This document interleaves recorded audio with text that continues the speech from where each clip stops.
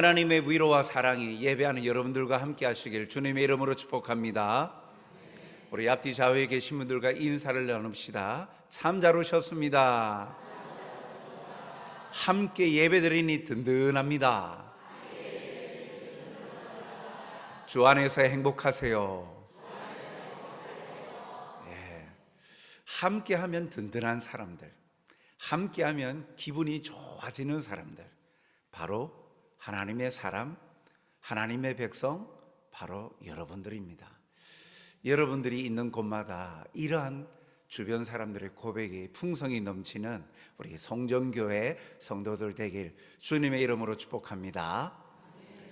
하나님의 사람이 가는 곳마다 참 이러한 축복과 또한 긍정적인 힘과 또한 그런 역사들이 참 나타나야 되는데, 참 현실 속에서 그렇지 않을 때가 참 많습니다. 예수님을 믿는 이 성도들 때문에 그 동네가 흥왕하고, 그리고 그가 속한 직장이 이렇게 번성하고 참 좋아져야 되는데, 그 현장에서 오히려 제일 불행하고 아프고 핍박받는 이가 또 예수 믿는 사람들, 성도 아닐까. 그런 가운데에 참 여러 가지 지치고 힘든 일들이 참 많습니다. 그러니 빛의 자녀로서 살아야 되는데, 이 어두운 세상에서 살아가면서 마치 자기도 어둠인 양 빛된 자녀로서 빛을 숨기고 살아가는 그리스도인들이 얼마나 많이 있습니까? 오늘 이 아브라함이 그랄이라는 이 땅에서 일어났던 일들을 통해서 우리가 이 세상 속에서 살아가는 그리스도인, 하나님의 백성으로서 어떤 삶을 사는 것이 필요하고 또 우리에게 복인지를 함께 나누었으면 좋겠습니다. 오늘 말씀을 보면 거짓말로 인하여서 생겨난 일들이 먼저 소개되고 있습니다. 거짓말로 인한 위기가 나타납니다. 아브라함이 헤브론을 떠나 그랄이라는 곳으로 옮겨갑니다. 아무래도 이사를 가게 된 배경은 이 목축을 하다 보니까 아마 그 목축을 하면서 필요한 이 초장을 따라서 움직이다 보니, 가축들을 관리하려 하다 보니 이 남쪽 이 그랄 땅으로 이사 온 것이 아닌가 추정합니다. 그런데 이곳에서 예기치 않은 일이 일어납니다. 그 그랄 땅의 왕이었던 아비멜렉이 사람을 보내어서 아브라함의 아내 사라를 데리고 오라 합니다. 즉 자기 아내로 삼겠다는 거죠. 그런 일들이 일어납니다. 이것은 큰 위기입니다. 왜 이것이 위기냐 하면, 하나님께서는 아브라함에게 복의 근원이 되게 하고 너로 인하여 큰 민족을 이루리라 약속하셨어요. 그런데 아내 사라가 그랄 왕의 아내로 되어져 버린다면 어찌 됩니까? 하나님이 약속하셨던 이 아브라함으로부터 말미암는 큰 가문을 이루고 큰 민족을 이루겠다는 하나님의 약속이 위기에 처하게 되는 것이죠. 왜 이런 위기 상황이 발생했습니까? 그것은 아브라함의 거짓말 때문입니다. 오늘 본문 읽지는 않았습니다만 2절을 보면 그의 아내 사라를 자기 누이라 하였으므로 그랄 왕 아비멜렉이 사람을 보내어 사라를 데려갔더니 라고 밝히죠. 아브라함이 그 그랄 땅에 머무를 때 아내인 이 사라를 자기 누이라 말했기 때문입니다. 아비멜렉 왕이 보기에는 그 아브라함의 누이라고 하니까 그 사라에게는 남자가 없는 거죠.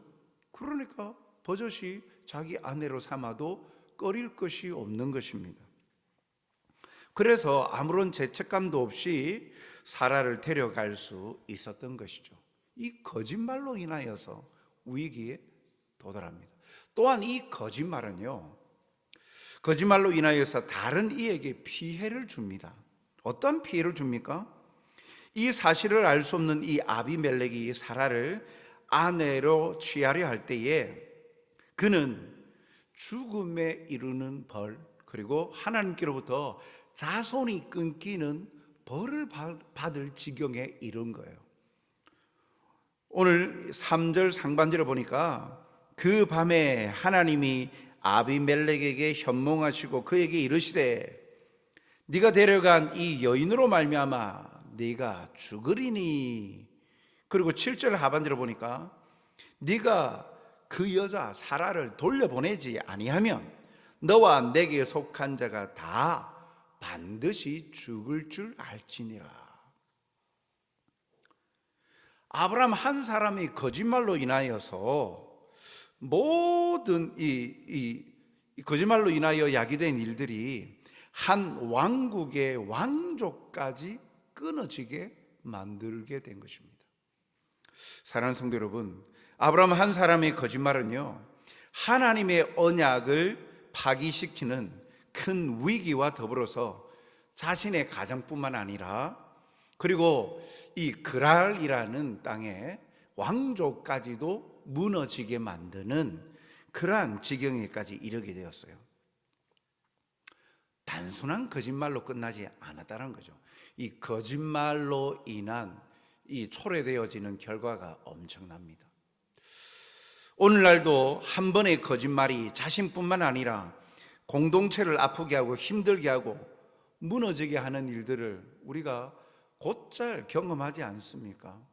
사소한 거짓말, 개인과의 관계 속에서 작은 거짓말로 시작되어진 여러 가지 폐해들이 얼마나 많습니까?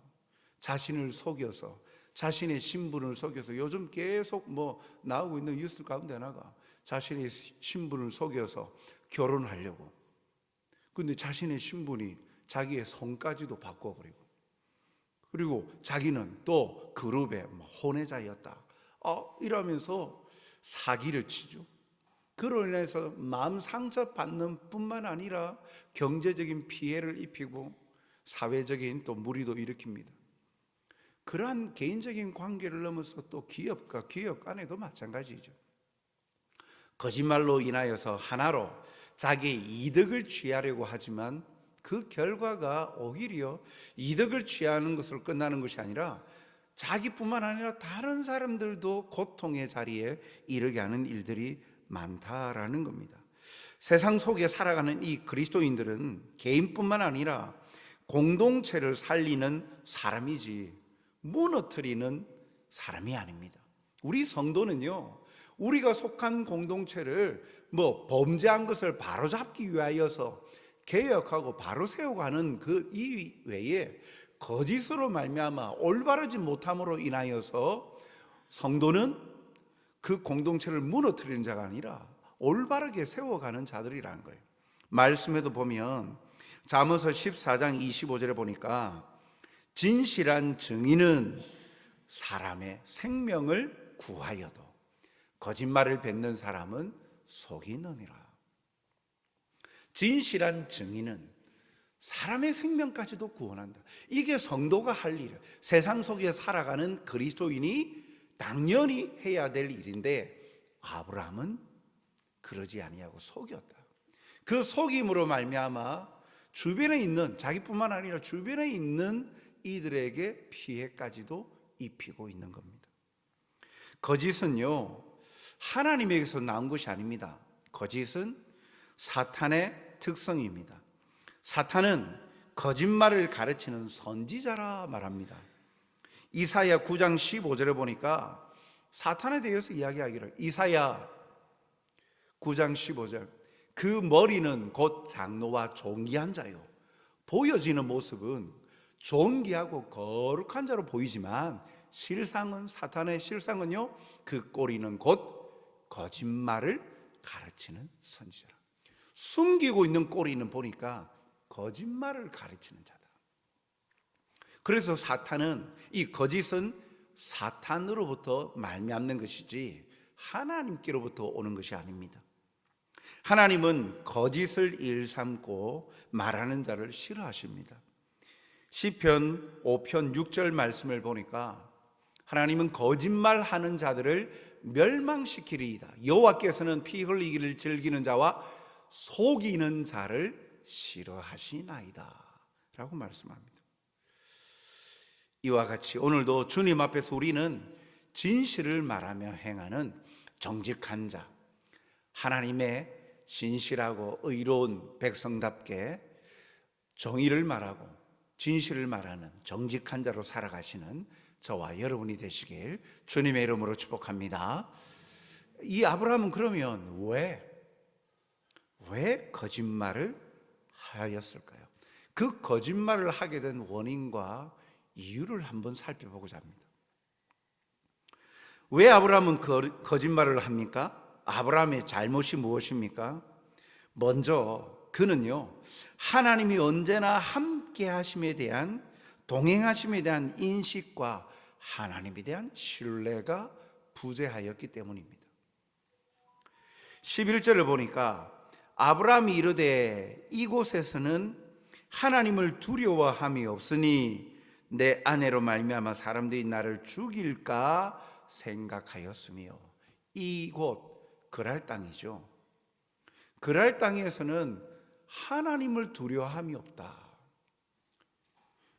그랄 땅 사람들이 하나님을 경외하고 진실로 섬기는 그런 민족이 아니라는 거죠. 그러니까 그는요, 그 땅에서는 하나님이 계시지 않는다라고 생각한 것이죠. 그래서 자기 아내 때문에 자기가 그러한 어려운 일을 당할까 두려워하였습니다. 물론 그랄 사람들은요, 하나님을 믿지 않았지만, 사람들이 믿지 않는다고 그 그랄 땅에 하나님이 계시지 않습니까? 하나님은요, 무소부재하시다란 말을 하죠. 계시지 아니하시고 존재하지 않으시는 곳이 없으신 초월적인 하나님 아니십니까? 장소에 따라서 계시다가 안 계시다가 하시지 않죠. 사람은 한 장소에 그 존재가 머무를 수밖에 없습니다.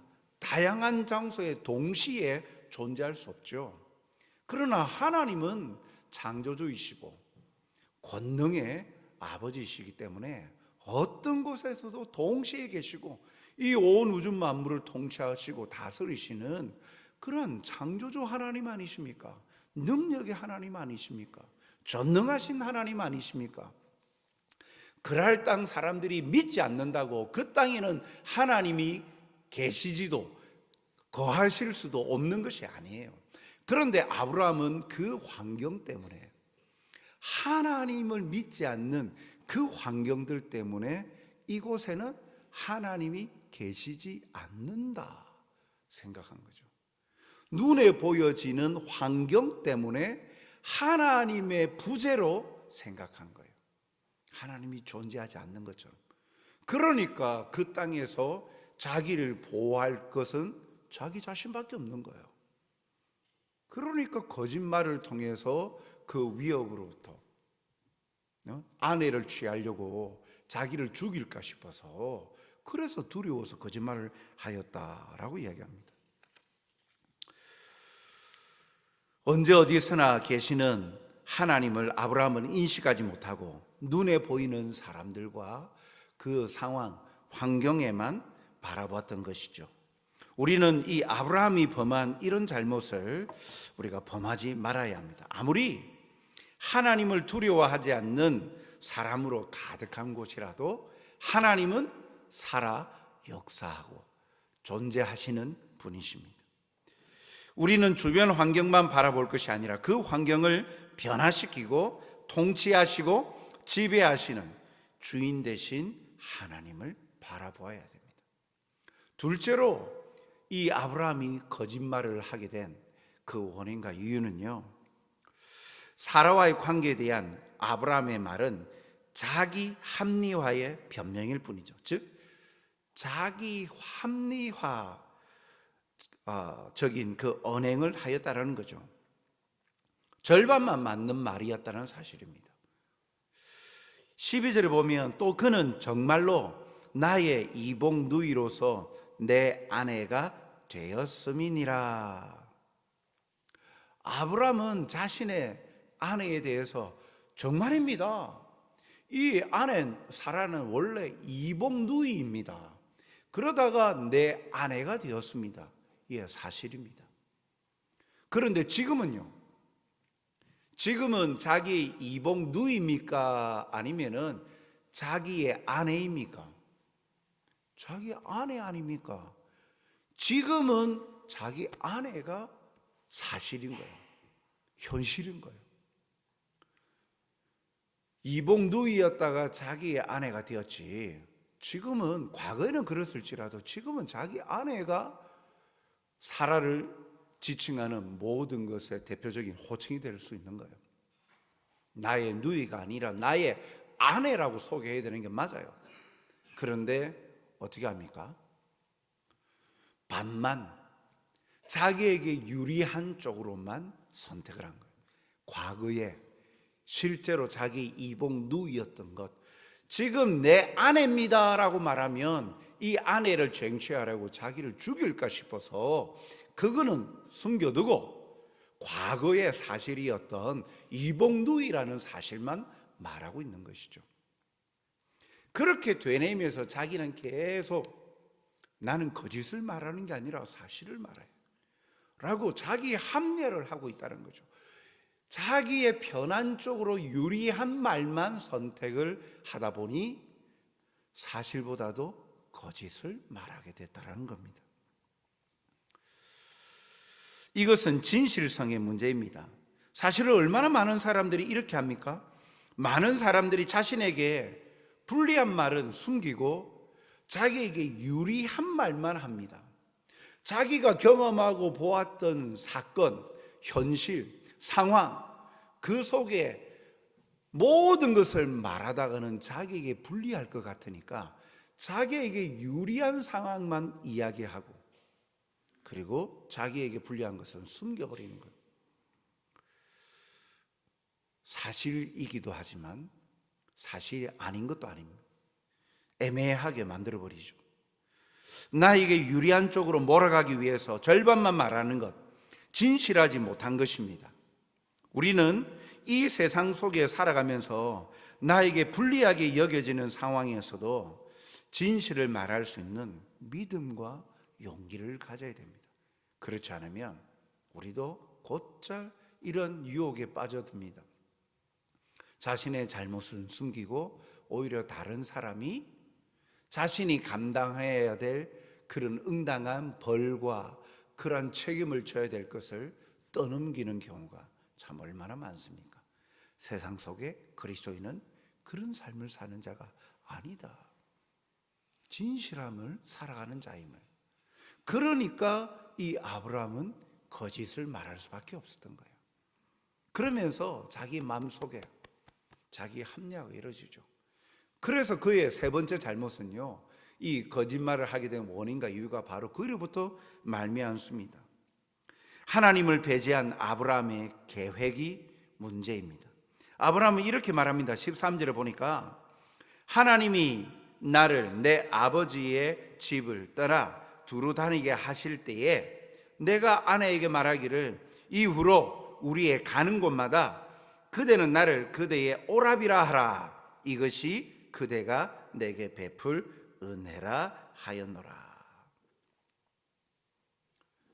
지금 갑자기 이런 일이 닥치니까 생각이 나서 내 누이입니다 라고 말한 게 아니라는 거예요.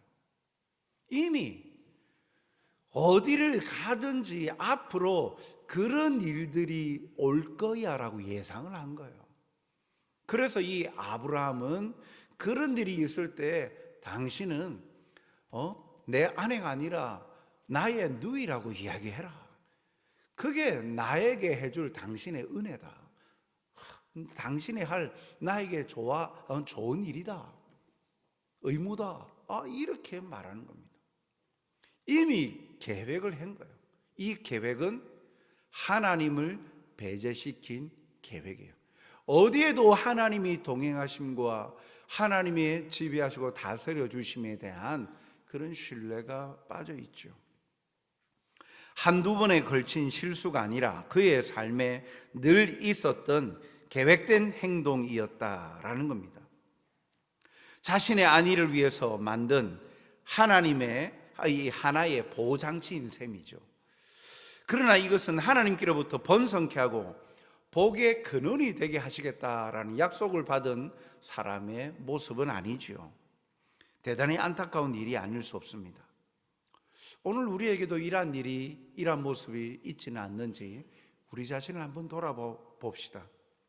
알게 모르게 가지고 있는 내가 세운 삶의 원리와 원칙들이 하나님의 뜻을 거스르는 것이 있는 것은 아닌지, 거짓을 교묘히 나 스스로 합리화시켜가면서 이것 주면 다른 사람 다 하는데, 취업 고사나 승진 고사나 학교 시험이나 이런 거 할 때 적당히 컨닝을 해가면서 적절히 부정행위를 행하면서 점수를 취하는 그런 모습들이 사회가 버젓하다고, 우리도 거기에 편성하여서 정직한 것이 오히려 어리석다, 바보다, 적당히 해가면서 얻을 건 취해야지 하면서 하나님의 뜻과는 무관하게 세상 대부분의 사람들이 행하는 풍조에 휩싸여 그렇게 걸어가는 것이 삶의 지혜일까? 아니다. 세상 속에 그리스도인이 살아가는 모습에 있어서 하나님의 뜻을 거스르는 행위는 그것은 죄요, 악이라, 거짓이라 분명히 말씀하고 있습니다. 그런 것이 만약에 우리의 삶에 있다면, 그런 것들이 있다면 즉시 포기하고 늘 하나님의 뜻에 합당한 모습으로 살아가는 성도들이 되어야죠. 경제적인 이득을 손쉽게 취할 수 있다라고,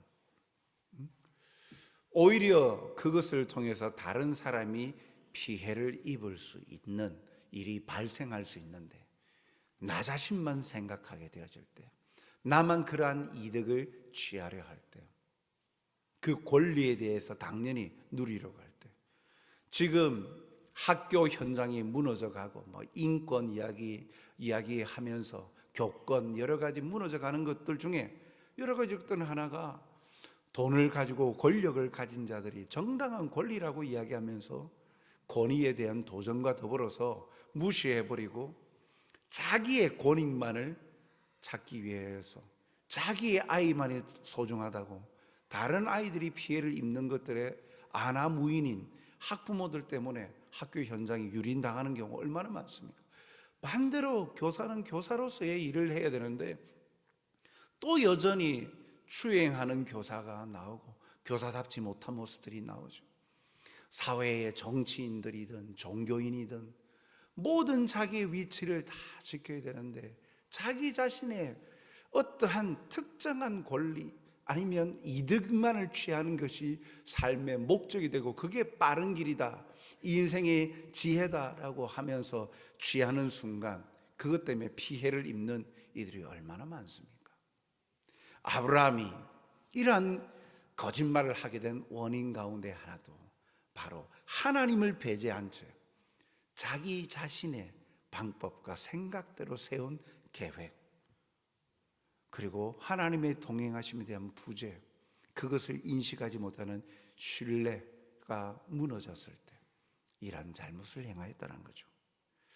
이러한 일들을 전철을 우리는 밟지 않도록 우리는 집중하고 말씀을 묵상해야 될 것입니다. 이럴 때 하나님은 어떻게 하십니까? 하나님의 언약이 훼손될 위기에 놓인 순간 하나님은 그대로 버려두지 아니하시고 직접 개입하셨습니다. 창세기 20장 6절 7절 보니까 하나님이 꿈에 또 그에게 이르시되 내가 온전한 마음으로 이렇게 한 줄을 나도 알았으므로 하나님이 지금 아비멜렉의 꿈에 나타나신 거예요. 너를 막아 내게 범죄하지 아니하게 하였나니 여인에게 가까이 하지 못하게 함이 이 때문이니라. 7절. 이제 그 사람의 아내를 돌려보내라. 그는 선지자라. 그가 너를 위하여 기도하리니 네가 살려니와 네가 돌려보내지 아니하면 너와 내게 속한 자가 다 반드시 죽을 줄 알지니라. 밤에 하나님께서 꿈에 아비멜렉 왕에게 나타나셔서 사라를 돌려보낼 것을 말씀하셨어요. 돌려보내지 아니하면 너와 너의 자손, 너의 왕조가 다 끊어질 것이다 말씀하셨습니다. 이 일로 아브라함은요 아비멜렉에게 책망을 받습니다. 9절에 아비멜렉이 아브라함을 불러서 그에게 이르되 네가 어찌하여 우리에게 이렇게 하느냐? 내가 무슨 죄를 내게 범하였기에 네가 나와 내 나라가 큰 죄에 빠질 뻔하게 하였느냐? 네가 합당하지 아니한 일을 내게 행하였도다. 하나도 틀린 말이 없습니다. 아비멜렉의 말은. 아비멜렉의 말처럼 아브라함이 아비멜렉으로 하여금 범죄하게 할 뻔하였고 온 나라가 큰 죄를 범하고 어려움에 처하게 할 뻔하였다는 것이죠.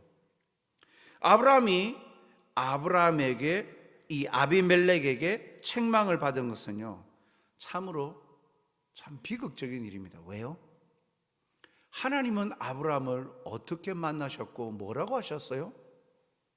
너는 복의 근원이 될지라. 창세기 15장에 보니까 너는 복이 될지라. 네가 복의 통로가 될 것이다. 너로 말미암아 모든 복이 모든 자손에게로 민족에게로 열방에게로 흘러가게 할 것이다. 하나님께서 아비멜렉의 꿈에 나타나서 아브라함을 뭐라고 말씀하셨어요? 그는 선지자라 그랬어요. 하나님이 귀히 쓰시는 사람이라. 하나님의 말씀을 전하고 하나님의 뜻을 보여주는 하나님이 택하신 존귀한 자예요. 비록 아비멜렉은 왕이고 지금 아브라함은 어떤 신분도 사회적인 신분은 없지요. 그때 족장이라 하면 족장이라 할 수 있겠지만 그랄 땅에서는 어떠한 신분과 지위가 없어요. 그런데 하나님께서 세우시는 사람 선지자라. 하나님이 선택하신 복의 근원인 사람이 오히려 세상의 왕으로부터 질책을 받고 있다는 거예요. 역으로 아브라함이 이 그랄 땅에 있는 아비멜렉과 그 사람들을 위하여 축복하고 하나님이 어떠한 분이신지를 보여주는 축복의 통로로서 영광과 존귀함을 받아야 될 자인데 세상이 성도가 세상의 꾸지람을 받고 있다는 거예요. 그것도 하나님의 선지자가 세상 왕에게 꾸지람을 받고 비난을 받고 있다는 거예요. 참으로 비극적인 일입니다. 사랑하는 성도 여러분, 이런 비극적인 일이 오늘날에도 되풀이 되고 있습니다. 오늘 한국 교회가 이 세상으로부터 얼마나 조롱과 비난을 받고 있습니까? 참으로 가슴 아픈 일입니다. 물론 교회를 향한 악의적인 비판, 이유 없이 그냥 미워하고 질타하는 것도 있지요. 그런데 반대로 교회가 성도답지 않게, 하나님의 백성답지 않게, 거룩한 하나님의 백성답지 않게 부도덕적으로 살아가는 모습들 때문에 비난받고 조롱받는 일들이 얼마나 많습니까? 교회 다니는 사람이 왜 그래? 하나님 믿는 사람이 왜 그래? 목사가 왜 그래? 장로가 왜 그래? 권사가 왜 그래? 교회의 직분을 갖고 있으면서 더 앞장서고 섬겨야 될 자리에 있는 사람들이 오히려 하나님을 믿지 않는 사람들보다도 도덕적인 기준이 떨어져 버려서 비난받고 조롱받고, 그래서 전국적인 뉴스에 교회의 실상 이야기하면서 그러한 상상할 수 없는 죄까지도 짓고 물질적인 것, 육체적인 성적인 타락, 여러 가지 것들로 인하여서 주님이 피 흘려 값주고 사신 교회, 주님의 몸된 교회, 이 아름답고 거룩한 교회가 훼손되어져 가고 비난받는 일들이 얼마나 많습니까?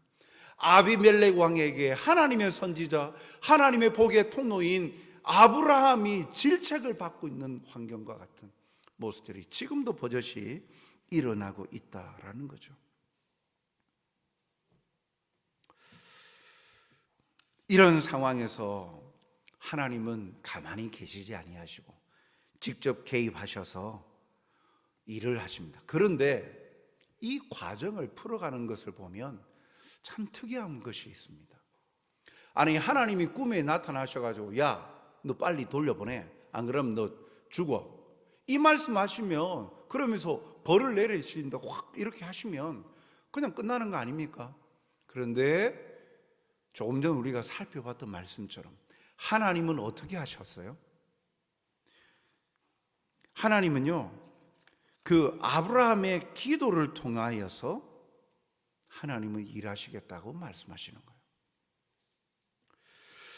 하나님은 아브라함을 통해 일하셨습니다. 즉 아브라함의 기도를 통해 하나님의 역사가 나타나게 하신 것이죠. 17절 말씀을 보면 아브라함이 하나님께 기도하매 하나님이 아비멜렉과 그의 아내와 여종을 치료하사 출산하게 하셨으니. 앞서 7절 말씀에도 그렇게 말씀하셨죠. 하나님께서 이제 그 사람의 아내를 돌려보내라. 그는 선지자라. 그가 너를 위하여 기도하리니 내가 살려니와. 그렇게 말씀하셨죠. 하나님 이렇게 하실 필요 없잖아요. 거짓말까지 하고 자신을 속였는데 하나님 직접 나타나셔서 꿈에 나타나셔서 말씀하시면서 돌려보내, 안 그러면 당장 이런 일이 일어날 거야, 엄포하심으로 그냥 끝나면 되는 거 아닙니까? 그런데 그 와중에도 하나님은 그 사람 아브라함이 너를 위하여 기도하리니 그러면 네가 살 것이다. 그러니까 17절 말씀대로 아브라함이 하나님께 기도하며 치료하시고 출산했다. 치료하셨다. 즉 이미 하나님께서는요, 그 아비멜렉 가문과 그 속한 모든 권속들의 태를 닫으셨다라는 거예요. 출생 못하게 닫으셨다라는 거예요. 그런데 하나님의 사람 복의 그는 아브라함이 기도하니까 하나님께서 치료하셔서 출산하게 하셨다. 기도를 통해 하나님의 역사가 나타나게 하신 것이죠. 하나님은 아브라함을 부르실 때 그렇게 약속하셨습니다. 창세기 12장 3절에 너를 축복하는 자에게는 내가 복을 내리고 너를 저주하는 자에게는 내가 저주하리니 땅의 모든 족속이 너로 말미암아 복을 얻을 것이라. 복의 통로가 되게 하신다 약속하셨죠. 이 말씀대로 아비멜렉의 이 집은요, 아브라함으로 말미암아 복을 받은 것입니다. 사랑하는 성도 여러분, 이것은 세상 속의 그리스도인의 역할 중에 대단히 중요한 점을 가르쳐 줍니다. 아비멜렉은 버젓한 그런 나라의 왕이고 아브라함은 나그네일 뿐이지만 그의 신분보다도 하나님이 주신 사명으로 아브라함이 기도한 것으로 한 나라의 미래가 열리는, 이어져가는 축복을 주게 되었다라는 사실이죠. 즉 세상 속에 살아가는 그리스도인의 역할 또한 그러하다라는 겁니다. 세상 속의 그리스도인의 역할 또한 세상 속에서의 지위나 환경이 아니라 하나님이 부여해 주신 사명, 그 사명을 축복하고 세워가는 놀라운 일을 우리에게 맡겨주셨다라는 거죠. 잠언서 11장 11절 말씀을 보십시오. 성읍은 정직한 자의 축복으로 인하여 진흥하고 악한 자의 입으로 말미암아 무너지라. 정직한 자, 그냥 단순히 도덕적으로 착한 자를 말씀하는 게 아니에요. 잠언서에는 이 정직한 자는 하나님을 온전히 믿고 신뢰하고 섬기고 경외하는 하나님의 사람들, 성도, 그리스도인을 말하는 거예요. 그들의 축복으로 인하여 그들이 속한 성읍이, 동네가, 공동체가 진흥한다 라고 말씀합니다. 보십시오. 아브라함이 이러한 하나님의 역사를 나타낼 만한 어떠한 강력한 그러한 힘을 가지고 있거나 마땅히 그러한 복을 줄 수 있는 그러한 일을 행했습니까? 아니지 않습니까? 거짓말하면서 자기 한 몸 살겠다고 아내를, 생각해 보십시오. 자기 아내를 팔았잖아요. 아비멜렉이 자기 아내 삼아버리면 그 다음은 어떻게 할 건데요? 어찌 보면 비굴한 사람 아닙니까? 자기 한 몸 살겠다고 자기 아내를 아비멜렉이 왕비로 그냥 보내버린 거예요.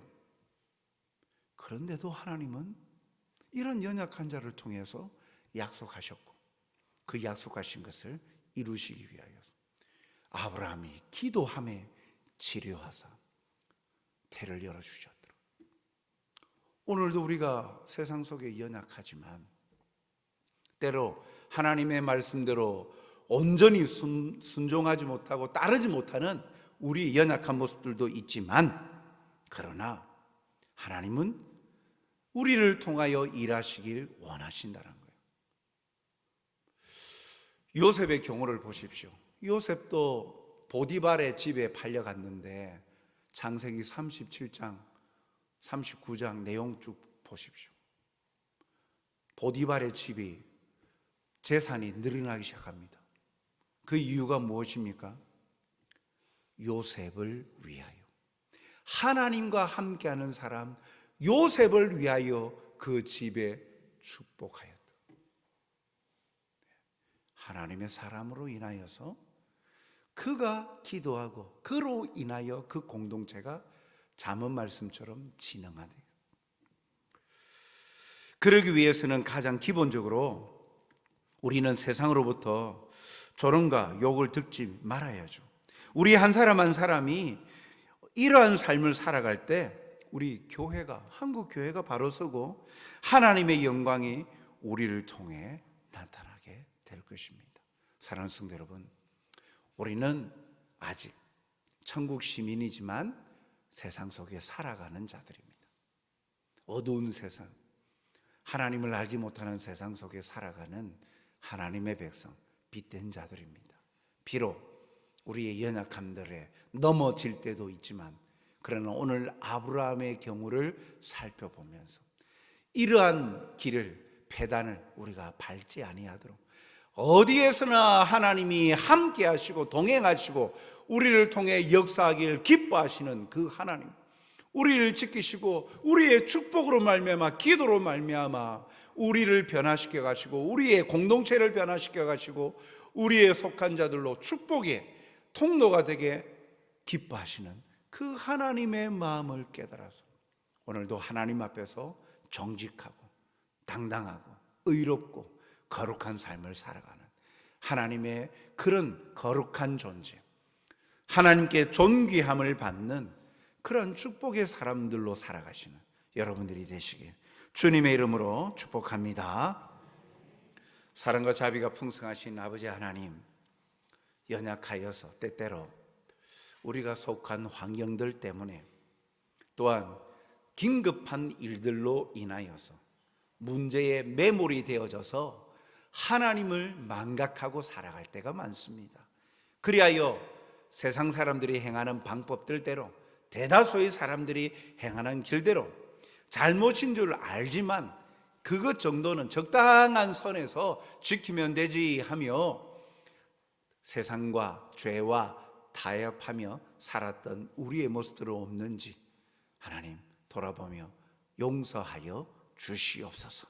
아버지 하나님, 오늘도 어디에서나 함께 하시고 떠나지 아니하시고 우리를 지키시고 보호하시는 하나님의 그 역사하심과 인도하심을 우리는 강하게 확신하고 믿어 하나님을 배제한 우리 인간의 원리와 계획이 아니라 하나님이 기뻐하시는 뜻을 발견하고 찾아 우리의 축복으로 인하여 성읍이, 공동체가 흥왕해져가고 진흥해져가는 은혜의 역사들을 체험하는 복된 자들이 되게 도와 주시옵소서. 하나님이 귀히 사용하시는 선한 그릇들이 되게 하여 주시옵소서. 그리하여 우리로 인하여 우리의 가정이, 우리의 직장이, 우리의 공동체가 하나님 건강해져가는 은혜를 더하게 하여 주시고, 아직도 복음을 알지 못하는 이들에게 이 생명과 진리의 복음의 가치를 높이며 증가하는 증인의 삶을 살아가는 자가 되게